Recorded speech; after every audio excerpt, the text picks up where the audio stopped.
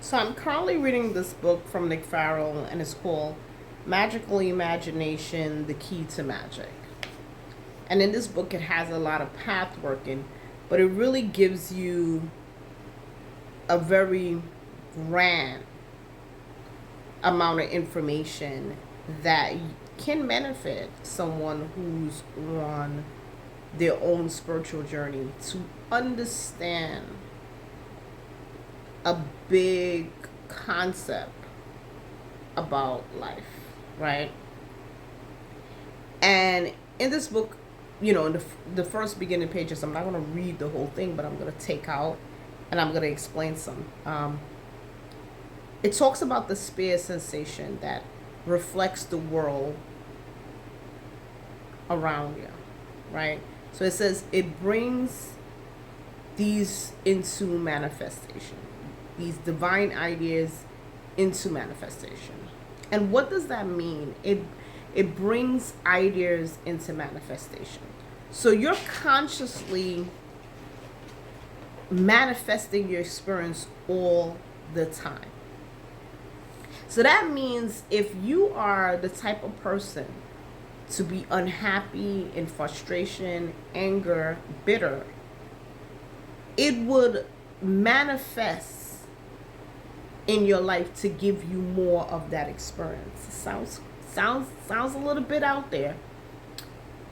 You ever met someone who wanted to be a tough guy and he wants to be like the guy that, everyone is intimidated of, everyone is scared of, and then he walks down the street just trying to pick a fight, looking for a fight, and then later on in life you see him behind bars, or there's some kind of injury to him, or he end up dying. And it's because that was what was in his consciousness the whole time he was on this run, right? So if you were the type of person who wanted to be, a gold digger, right? So you put yourself in these experiences to meet men with money. You're outside meeting men with money. You will eventually run into those experiences with gold, being a gold digger. And it's not because you're being rewarded. It's because what's in your consciousness, what's in your mind, what's in your thoughts. Because everything is a frequency. Whatever is in your mind, it has a vibration. Whatever actions you has a vibration. And whatever you speak has a vibration. So you're constantly manifesting things in your spirit sensation into your world, right? However, it says it has become blinded by the material world. So we are in the material world. We are in the physical world, right? And whatever is in your mind creates how your life is going to be by the experience you're going to have. So let's say, and you can really see how this really is like a reality. You meet someone and they say that they don't have a relationship and they want a relationship, but then they're in their mind, all men are liars, all men are dogs, all men are cheaters, I don't trust men.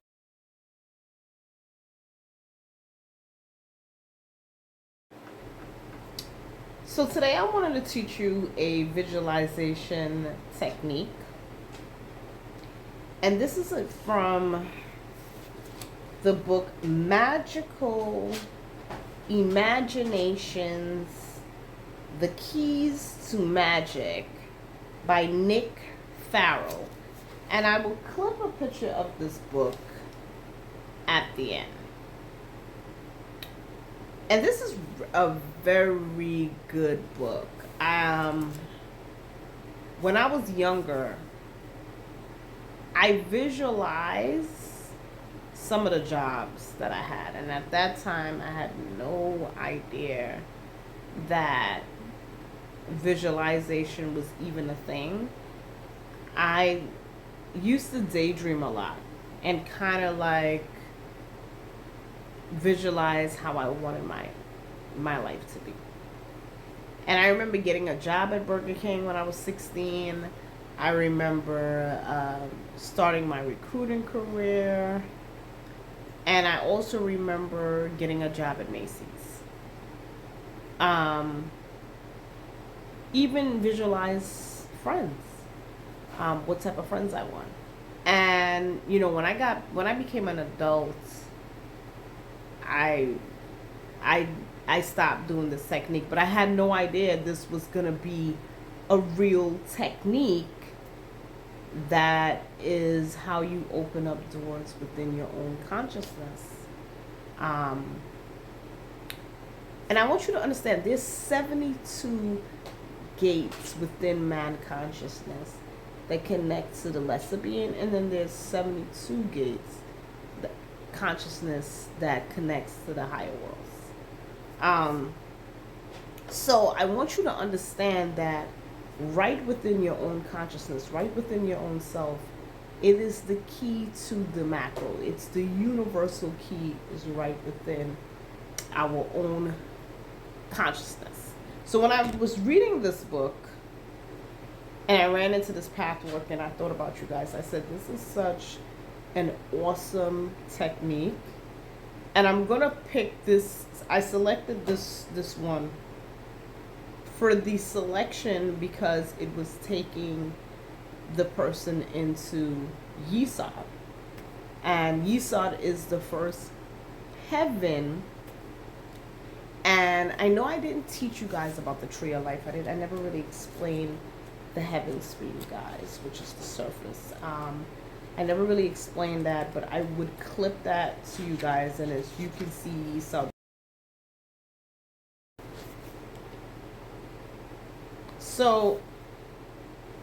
this technique is considered Journey into the Moon. It is a Golden Dawn pathworking. I would clip the Hebrew letters, which I wouldn't be able to show you guys as I'm continuing, but I'll come back in and clip them in the right parts to the video so you can have an idea of what the keys are going to look like. And I'm going to put my own spin on it to help you visualize some more. So if you buy the book, it's not going to be specifically word for word what I'm saying. I'm just going to put my own spin on it so you can visualize a little bit more deeper and feel like you're there. So I want you to relax. Relax. And I want you to put yourself in a meditative state. So I want you to breathe in, breathe out, breathe in, breathe out. And as you're breathing in, I want you to hold your breath 4 times, for 4 seconds. I'm sorry, not 4 times. 4 seconds and breathe out. So I want you to do the 4 holds, 4-second holds. Breathing in and breathe out. And I want you to do this 10 times. And I want you to breathe in, and I want you to breathe out, and I want you to breathe in, and I want you to breathe out, and I want you to continue breathing in and breathing out for about 10 seconds.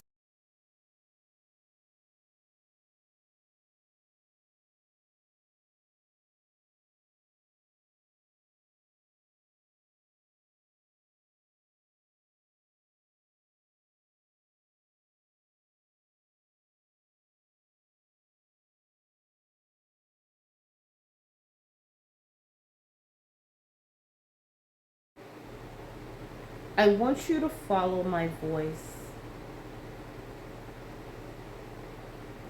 I want you to relax and breathe in and breathe out. I want you to visualize yourself walking through a trail. And as you're walking through this trail,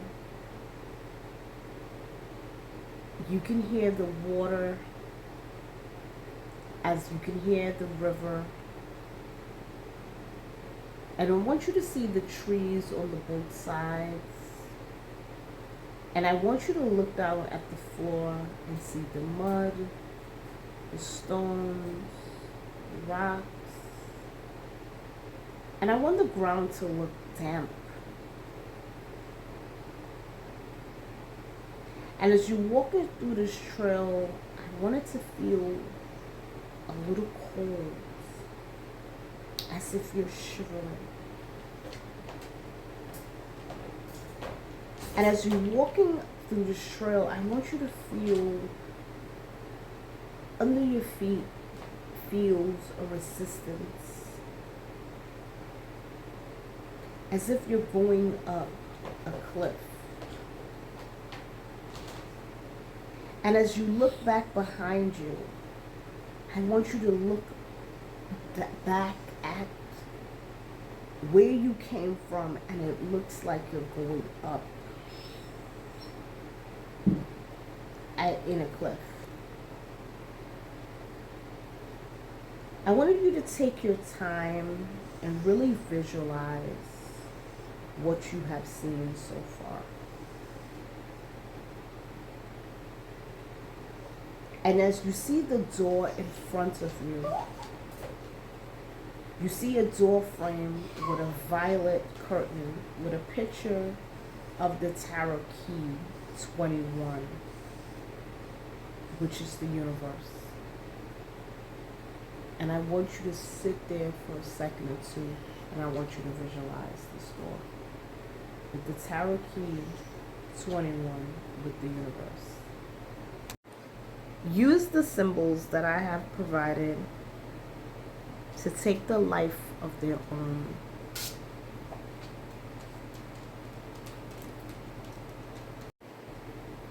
At this time, step into the curtain, and once you open the curtain, you see yourself by the ocean. But as you look into the sea, it's extremely misty.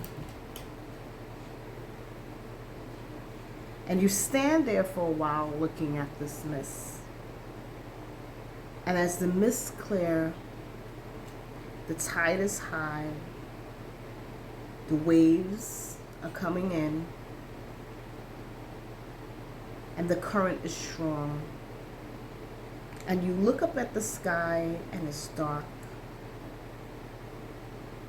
almost as dark as the ocean. And you find yourself looking at the mouth of a cave once you turn your back. In your hand is a lantern instead of a candle. And on the lantern, there's a Hebrew letter. And the lantern glows in the color blue. And it makes a blue light.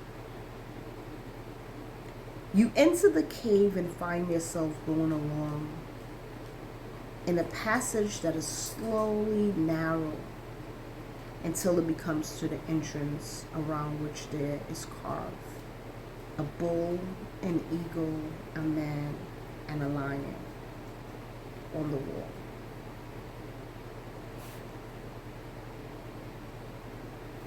And you realize the entrance has another door. And you go through the doorway.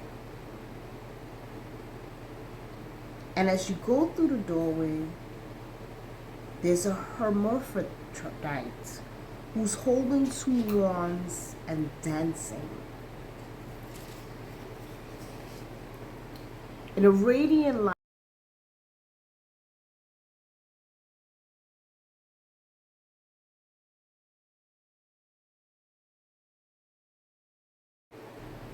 and as you go through the door into the cavern, in the center, there's a hermaphrodite who's holding two wands and it's dancing. The hermaphrodite radiates light, which sends a shadow into the cave as it dances, and then vanishes and leaves a ghostly outline of the Hebrew letter in the air. You continue to walk along the cavern, and you notice that the cave gets even darker, and it has the stairs to go down.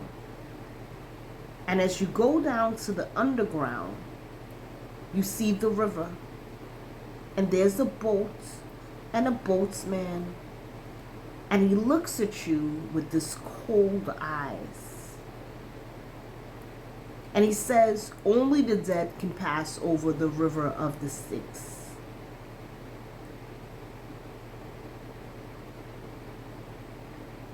By what token do you seek passage? And you remember the key on the door of the Hebrew letter. The same Hebrew letter that was left in the air by the hermaphrodite. The same Hebrew letter that was on the door. And you draw it in the air.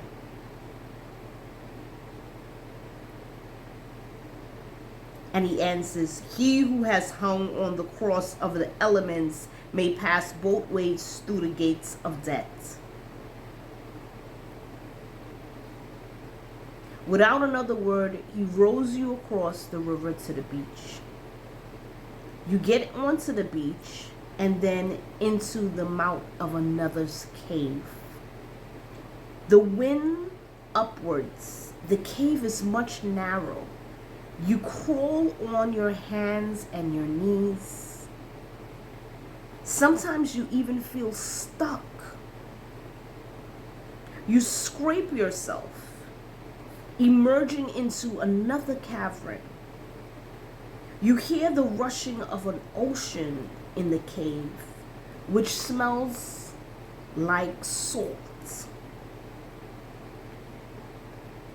You walk out of the cave onto the sandy beach, and you see hazy creatures all moving around on this beach. And it's full of them, and they're all watching the full moon rising. You hear on the wind a gentle voice almost whisper, Gabrielle, Angel Gabrielle, Archangel Gabrielle.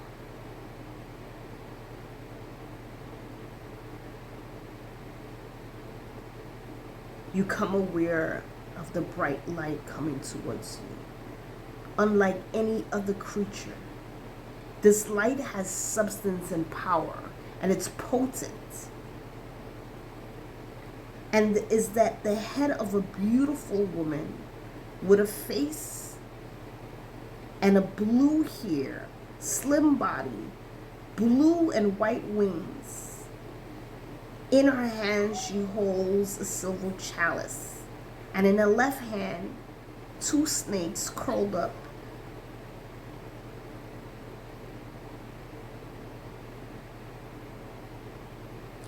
Like a spear. Around her feet,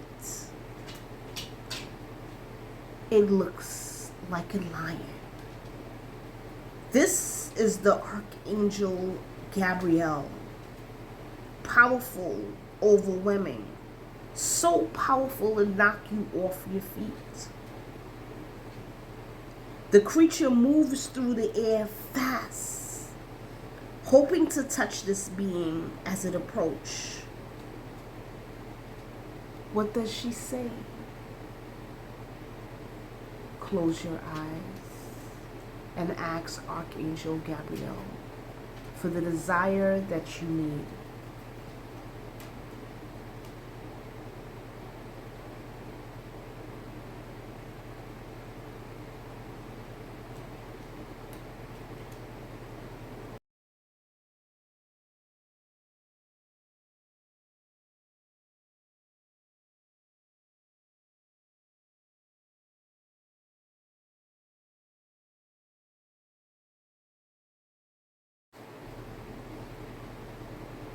And after you have spoken, you ask her for the vision of the divine aspect of the moon, the foundation of the universe.